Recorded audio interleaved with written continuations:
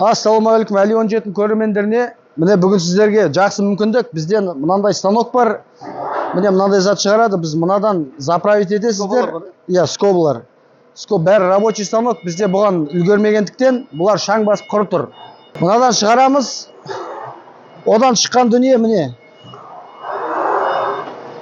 Мынандай рулон болып шығады, моток болып. Иә, созылады. Созып кальт етіледі. Одан оны аламыз да мынаған саламыз. Мынадан кіріп шыққан дүние мынандай дүние болып шығады. Қалған бұны жасайтын жаңағы қосалқы бөлшектері ана жерде тұр, складта. Дайын дүние осындай болып шығады. Скоба жасайды ғой сонда. Иә, скоба жасайды. Тағы мынаны айттыңыз ғой, мына жерді өзгертсе? Иә, мына жерді өзгертетін болса, мынадан шеге шығара береді.